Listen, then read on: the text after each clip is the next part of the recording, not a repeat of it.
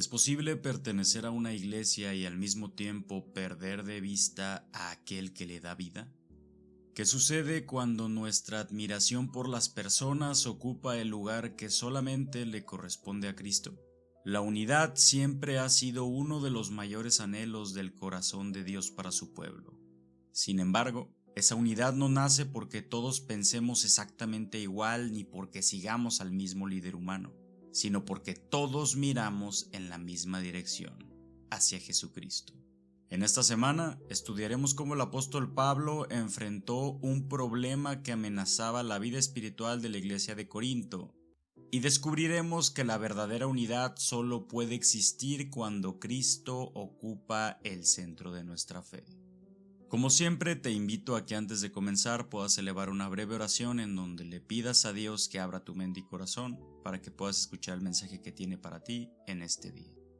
Les ruego, hermanos, por el nombre de nuestro Señor Jesucristo, que hablen todos una misma cosa y que no haya entre ustedes divisiones. Antes, estén perfectamente unidos en una misma mente y un mismo parecer. 1 Corintios capítulo 1, versículo 10. Pablo comienza su carta abordando un asunto que amenazaba profundamente a la iglesia de Corinto: las divisiones. Algunos creyentes se identificaban con determinados líderes y esa preferencia terminó convirtiéndose en motivo de rivalidad. Por eso el apóstol ruega que no existan divisiones entre ellos, recordándoles que las contiendas y las facciones son incompatibles con el llamado que Dios hace a su pueblo. Las Escrituras muestran que la contienda suele ir acompañada de otros pecados que deterioran la vida espiritual. Cuando los creyentes permiten que las diferencias personales crezcan, la comunión se debilita, el testimonio pierde fuerza y hasta las reuniones destinadas a recordar el sacrificio de Cristo dejan de reflejar el espíritu que deberían manifestar. La solución propuesta por Pablo no consiste en fortalecer un grupo por encima del otro, sino en volver la mirada hacia Cristo. Ningún líder humano fue crucificado por nosotros, solamente Jesús entregó su vida para salvarnos. Cuando la iglesia recuerda esta verdad, las razones para la división comienzan a perder su fuerza. Después de señalar el problema, Pablo dirige inmediatamente la atención hacia la única respuesta verdadera: Jesucristo. Todos hemos sido llamados a tener comunión con Él y por eso pregunta: ¿está Cristo dividido? La respuesta es evidente. Cristo permanece unido y su iglesia está llamada a reflejar esa misma unidad. La iglesia es presentada como el cuerpo de Cristo. Aunque cada miembro cumple una función diferente, todos pertenecen al mismo cuerpo y trabajan bajo un mismo Señor.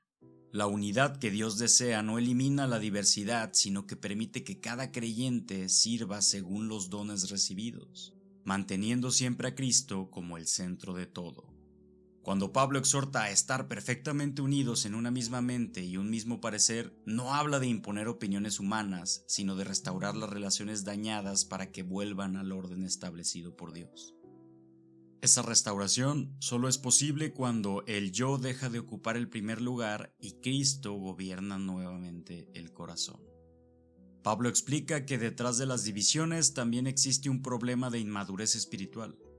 Los creyentes de Corinto seguían pensando de manera carnal, exaltando a unos líderes sobre otros y olvidando que todos son únicamente colaboradores en la obra de Dios.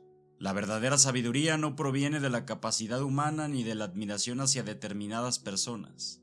La sabiduría de Dios se revela en la cruz de Cristo, donde el amor, el sacrificio y la salvación manifiestan un camino completamente diferente al que ofrece el mundo. Esa sabiduría es comprendida por medio del Espíritu Santo y conduce al crecimiento espiritual. Quien madura en Cristo deja de construir su identidad alrededor de seres humanos. Comprende que la iglesia pertenece a Dios, que Cristo es su único fundamento y que todos los creyentes forman parte de un mismo edificio espiritual levantado para la gloria del Señor. Pablo enseña que los líderes de la iglesia deben ser considerados como servidores de Cristo y administradores de aquello que pertenece a Dios. Su autoridad no nace del reconocimiento humano, sino de la fidelidad con la que cumplen el ministerio que el Señor les ha confiado. Para comprender ese servicio, la lección dirige nuestra atención hacia Filipenses 2. Allí contemplamos a Jesús, quien renunció voluntariamente a sus privilegios, tomó forma de siervo y se humilló hasta la muerte de cruz. Ese es el pensamiento de Cristo que debe reflejarse también en la vida de quienes le siguen. Cuando la Iglesia adopta esa manera de pensar, desaparece el deseo de sobresalir sobre los demás y surge un espíritu dispuesto a servir con humildad. El ejemplo de Jesús nos recuerda que la verdadera grandeza delante de Dios siempre se manifiesta mediante el amor abnegado y el servicio desinteresado. La lección aclara que evitar las divisiones no significa dejar de valorar a quienes Dios ha llamado para dirigir su obra. Los líderes deben de ser respetados y apoyados, pero siempre porque reflejan el carácter de Cristo y permanecen sometidos a la autoridad de la palabra. Pablo presenta su propio ministerio como ejemplo de una vida marcada por la cruz.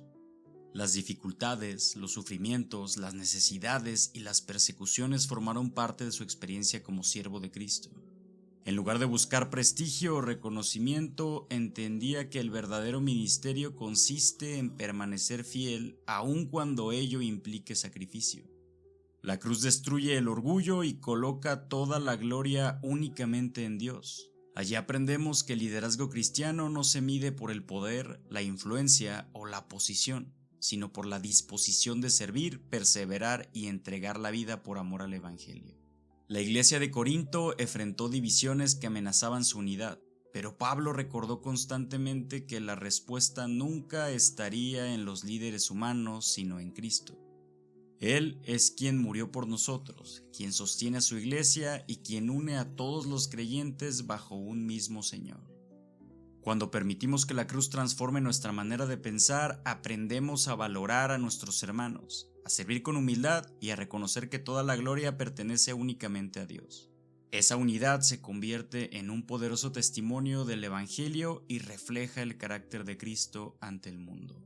Que durante esta semana podamos permanecer cerca de Jesús, permitiendo que su Espíritu produzca en nosotros un corazón humilde, dispuesto a servir y conservar la unidad que solo Él puede conceder. Si llegaste hasta aquí, gracias por acompañarnos en el video de esta semana. Si este video ha sido una bendición para ti, te invito a darle me gusta, así como invitarte a que te suscribas para que puedas estar al pendiente del contenido que estaremos subiendo al canal. Tenemos transmisión en vivo los días sábado de Escuela Sabática, Culto Divino y Sociedad de Jóvenes, así como estos resúmenes disponibles los días sábado a partir de las 4 p.m. hora del Centro de México. Gracias por ayudarnos a compartir estos contenidos y seguir llevando la palabra. Nos vemos la próxima semana. Dios te bendiga.